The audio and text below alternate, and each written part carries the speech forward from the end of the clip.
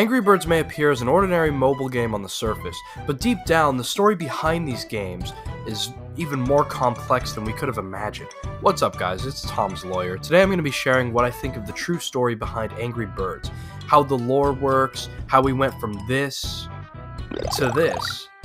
So let's jump right in. First thing is to consider the Angry Birds partnerships, like Angry Birds Star Wars, Rio, Transformers. Some people speculate that this is the birds making media in-universe, though there isn't really any evidence for this. If these are actually canon, we can start by placing Angry Birds Star Wars 2 at the beginning of the timeline, which is a prequel to the first Angry Birds Star Wars game, and that comes next. After that is Angry Birds Epic. In the beginning of human civilization in the real world, stories were passed down through generations, and they were referred to as epics, things like the Iliad, the Odyssey, Greek mythology and whatnot. Like I said, these were referred to as epics, so this game could potentially be ancient mythology in the Angry Birds world.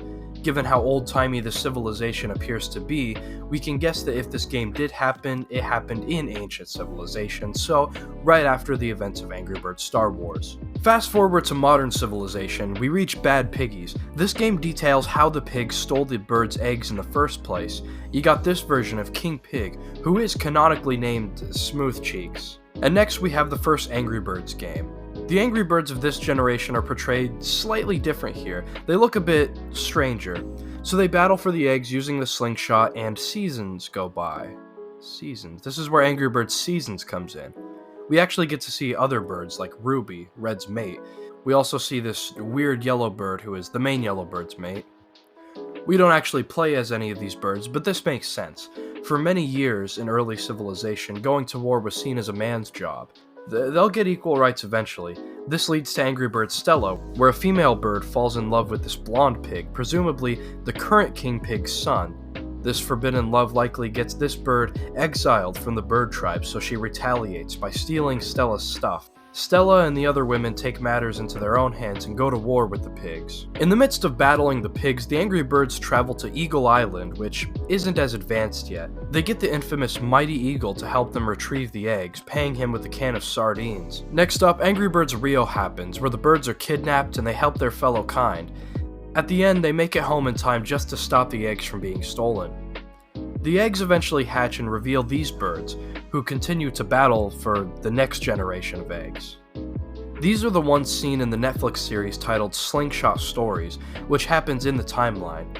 We actually don't see the King Pig throughout the series, just what's going on between the birds and pigs. In this series, we see a little TV screen where a pig is watching Angry Birds tunes, so we can now confirm that these are just that, tunes. The Angry Birds tunes are just cartoons present in universe. So everything that happened in Angry Birds tunes, not real, not canon. Okay, anyway, next up is space. The ice bird comes down with its egg, which is then taken by none other than Smooth Cheeks, as we see in the cutscenes.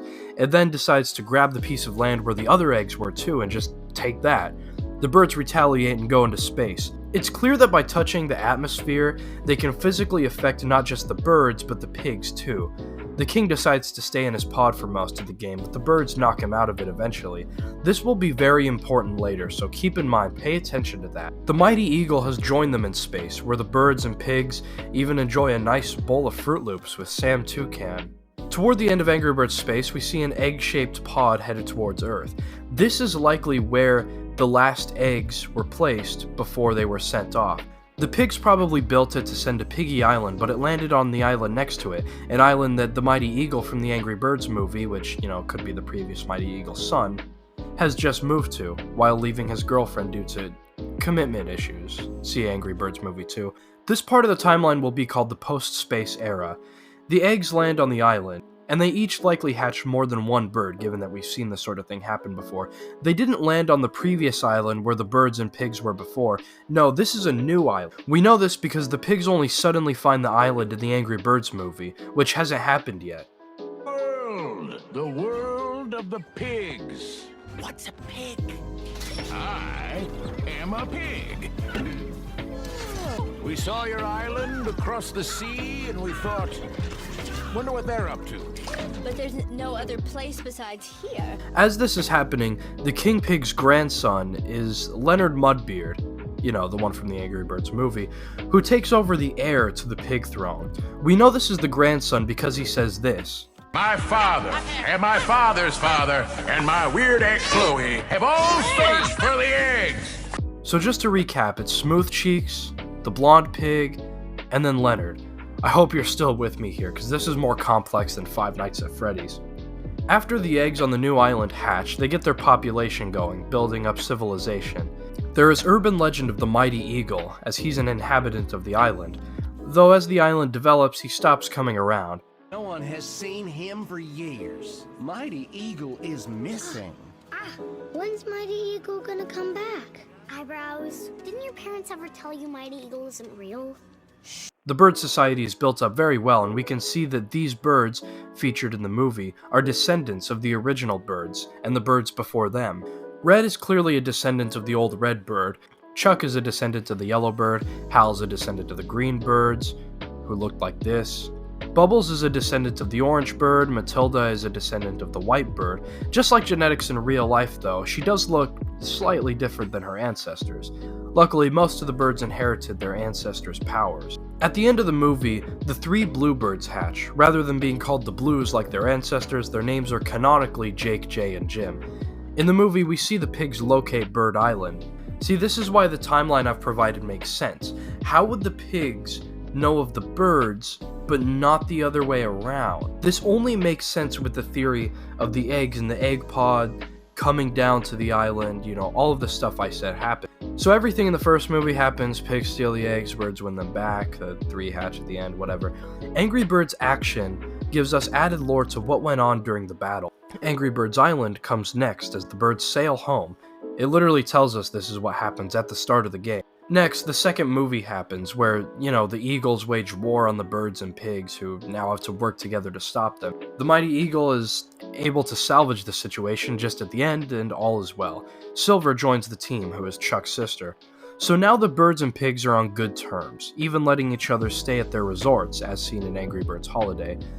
Until Smooth Cheeks, who, remember, was previously knocked out of his pod and into space, in Angry Birds Space, finds his way back to Earth. His new appearance is either due to him being older now, or because the atmosphere of space changed him the way it did with the other birds. So he's made it home and tries to take the egg. He takes over as the new old king of Piggy Island. His son Leonard tries to stop him, but he's the king now, so they have to do what he says. Leonard just goes back to being a prince. Leonard actually ends up joining the Birds team and gets thrown in jail because of this. Now, Angry Birds 2 starts. The team is amassed against the old King Pig, as well as the rest of the pigs, who seek to steal the eggs once again. They start racing each other too, as seen in Angry Birds Go. I mean, what's with that? What's with these cart games where, you know, oh, I'm taking over, I'm the big bad guy, I'm kidnapping this, stealing that, but let's play go-karts. You know, what's with that? That's stupid. During the whole battle, the birds from space send in this device that changes the atmosphere and makes everything robotic. I mean, obviously it wouldn't just come from nowhere, this is clearly the previous birds who are still up there in space. This device even transforms some of the eggs. And as far as we know, that's the timeline. Angry Birds Friends is not canon, it has no story and only serves as a tournament for players. Angry Birds Dice is also not canon, it's just a version of Monopoly with the Angry Birds characters. In fact, it's even possible that Angry Birds Racing is not canon either. Angry Birds Pop features Silver, so it probably happens in the post-space era, but I have no idea when. Angry Birds Football, Match, and Dream Match happen post-space. It's unclear when Ace Fighters, Legends, Fight, and Journey happen. Angry Birds Tennis happens around the time of the movie. So that's as far as I've gotten with the Angry Birds timeline. What do you guys think? Leave your comments down below.